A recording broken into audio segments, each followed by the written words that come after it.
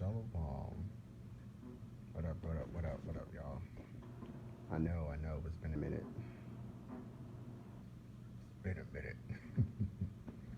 It's like, I've been trying to come on and do things, but it's like, it won't let me. It won't let me. Today's like the first time I actually just, out of nowhere, just, now I can speak.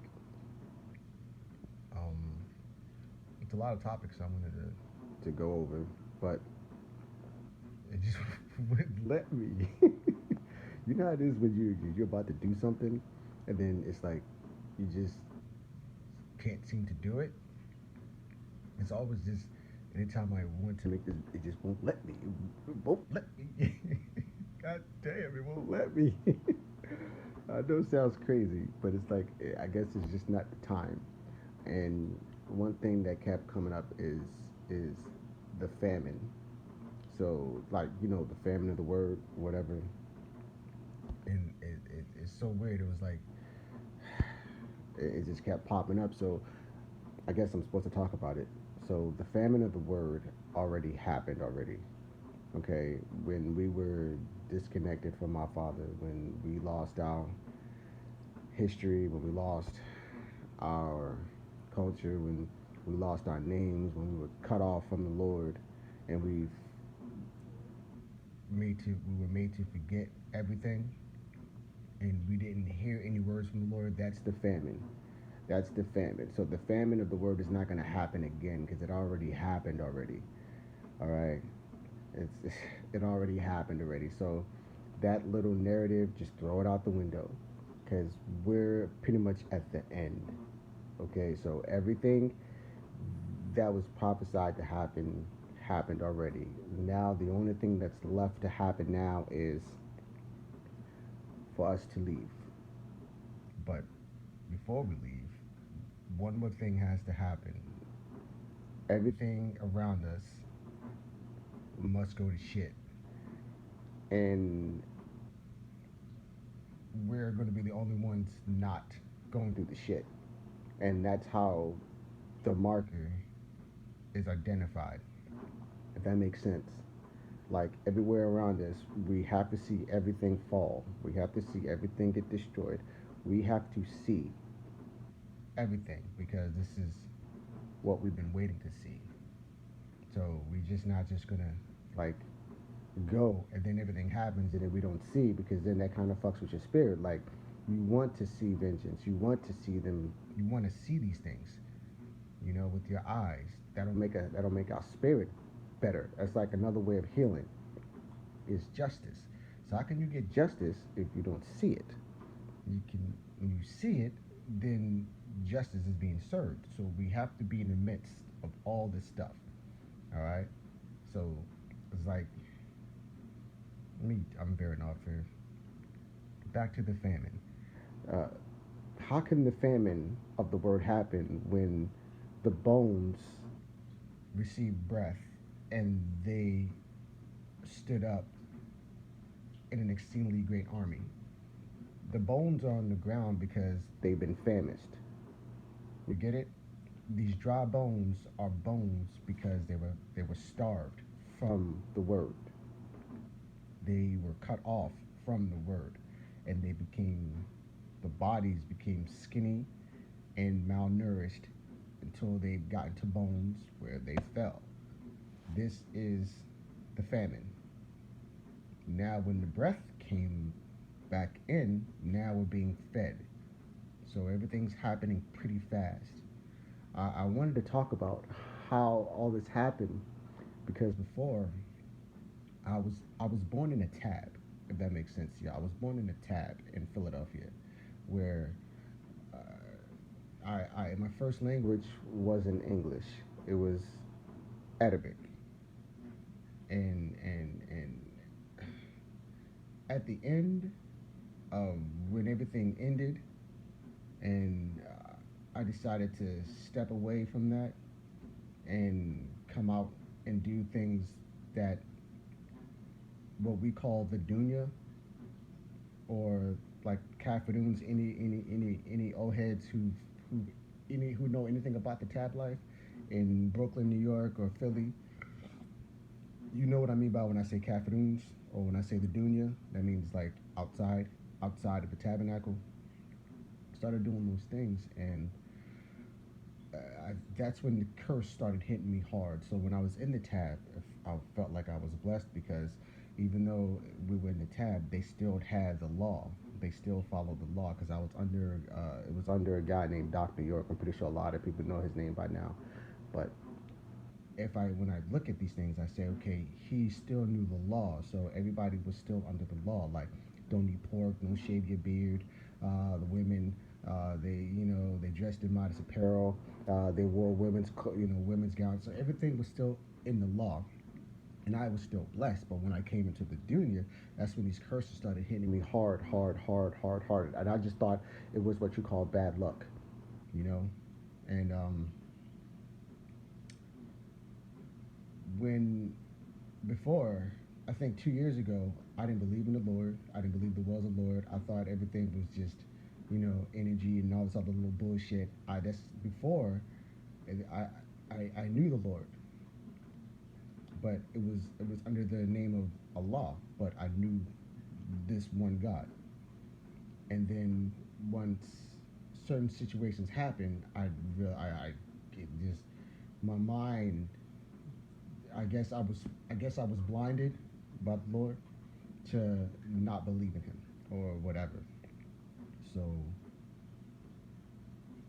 2 years ago, I'm in my bed and like out of nowhere, I work nights, so it was time for me to get up, but I was tired, and then the light in my closet door was open, right, and I was tired, and it was like a thought came into me, and like a picture of a hand. Now, mind you, before I didn't believe in the Bible. I didn't believe in none of that shit. I didn't believe in any of it. I didn't want to hear it. I didn't want to hear it. I didn't want to hear it. And then a thought came into me and it says, I was trying to get up, but I couldn't. It said, if you want to wake up, you have to turn around and look at the light. And then a picture came into my head where a hand was reaching.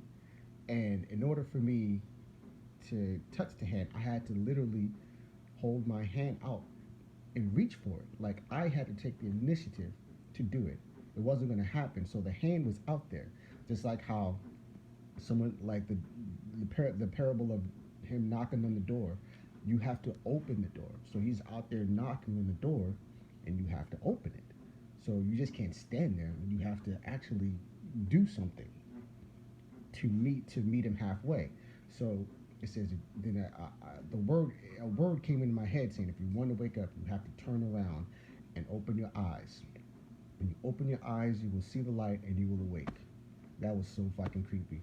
So I turned around and I looked at the light in my closet, and I woke up, and then it was like it was like words that I just understood exactly what I just did and how I'm supposed to perceive everything else. And then out of nowhere, I had this strong urge to listen and read the Bible. I don't know why, but it came. And when I finally read it, that's when I understood who we were. I was an Israelite. These laws I have to follow, all these things. That's when I learned, and that was 2 years ago. 2 years ago. It's up until today. So now, out of those 2 years, which was, I think, 2019, at the beginning of 2019, I think that's when everything started happening. And it didn't just like, okay, I know the law, this is it. No, everything was coming in waves, like waves, like, okay, come here, like come up here. Like I was yanked from here to just, you're gonna know all this shit. Get up here. And then it's like when I read Revelations, and he's going through all the all the all the horns, like this, last horn or whatever, the trumpets, where he says, "Come up here," and I'm trying to understand that part but that's how it felt. It felt like my knowledge went from just this to just past everybody because when I first started this, I understood everything just by reading it. So wisdom taught me everything. She taught me everything. She taught me everything. And then when I found these videos online, it just clarified everything that I was taught. Like, the mouth of two witnesses. So it was like everything that they just said, I already knew because I read it in the book, and it does make sense. So now me seeing other people understanding what I just understood, what I even listened to them, I'm like, yes, this is where I found him. This is him. But then it was like, you're not done. Get up here. And then just more stuff just and then I went from listening to them to understanding what they were saying to then realizing that they're playing with words. Why are they saying it when it's for this? Then it's the more I listened to them after understanding the Bible, I realized that they were priest crafting. And then when I realized they were priest crafting, Lord knows and behold, more books started coming in my head. And I had to venture out to read, and I come across the word priestcraft in the Book of Mormon, and they were doing the same exact thing, priest crafting. I'm sorry it's dark. I'm sorry it's dark, y'all. But this is just this. Just think of this as audio. They was doing the same thing, priest crafting, priest crafting. That's what they were doing the same thing. So yeah, man. So I guess I'm finally able to talk, and I don't have any books out with me.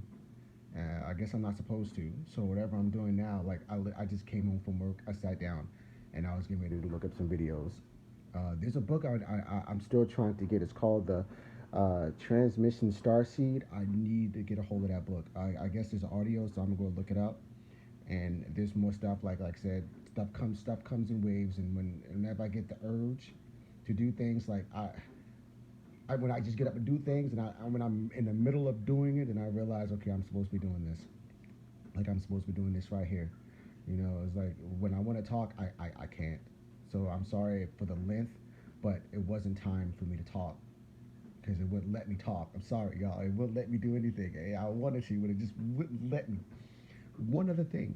Have anybody realized the stars? I was out a couple days ago because I was off, so I went outside to take out the trash, and I looked up, and I had more stars in the night sky than usual.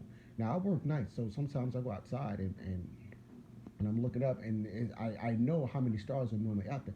There were so many stars, it was ridiculous. Matter of fact, they weren't even stars. I don't even know why I call them stars because I know what they are, and they were flickering. When you see something, you see what they call a star flicker, it means that it's singing. There's some kind of noise going on up there. It's when they flicker, they're singing, and they were flickering everywhere. They were flickering just. I was like, they're singing something. Something's going on up there because it was more than I've seen. They weren't supposed to be there. They were not supposed to be there.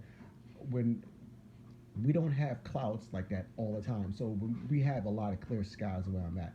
And this night it was just like whoa. But I digress. But anyway, I guess something happened.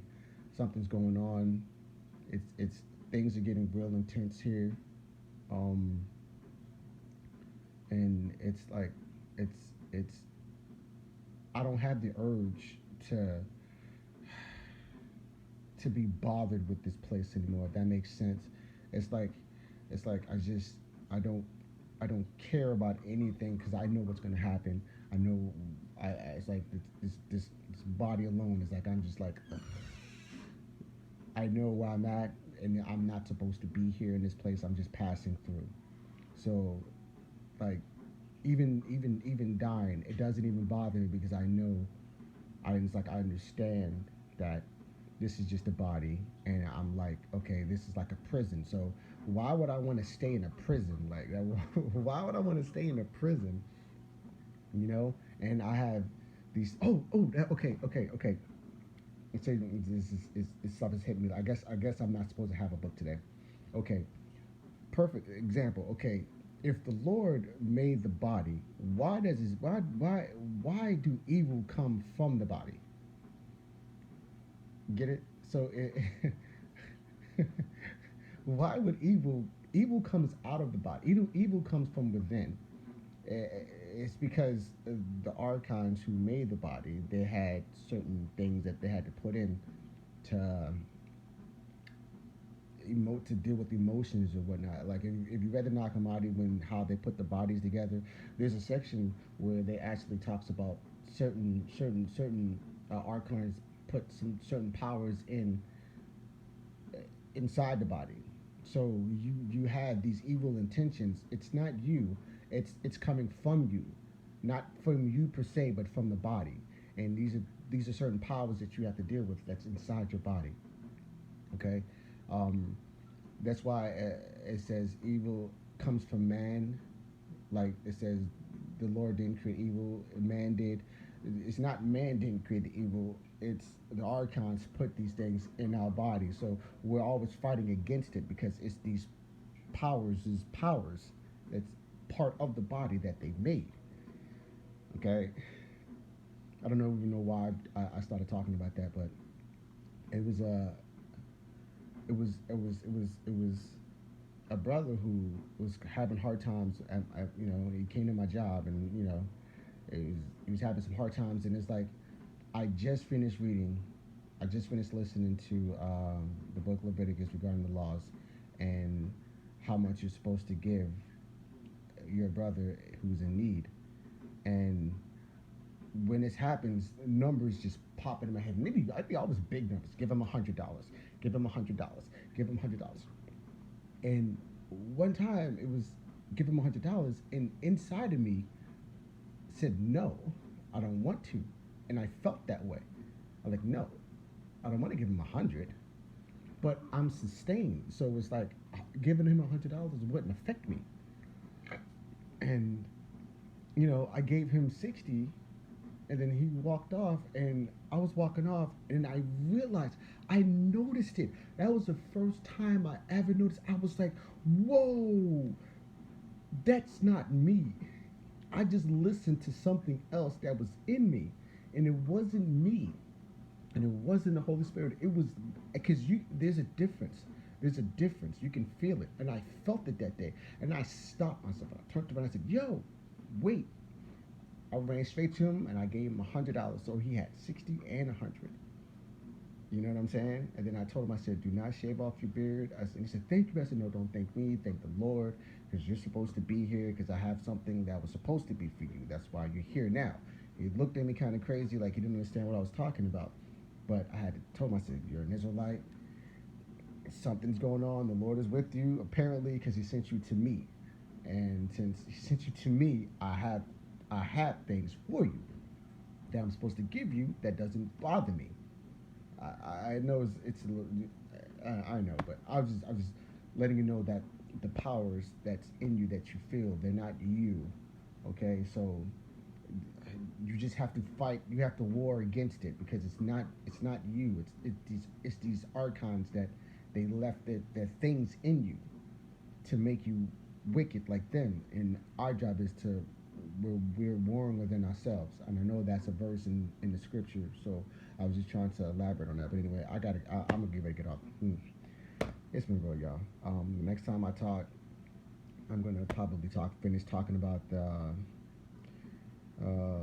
woman with the crown on her head. I know I'm supposed to make a part two, but it's like that when I made that video, it was so weird, yo. I swear, everything was trying to prevent me from making it. Like something was saying, how dare you tell them about us, and some weird shit. I don't know what the fuck, but I guess I was putting something on blast, and it was fucking it up on purpose.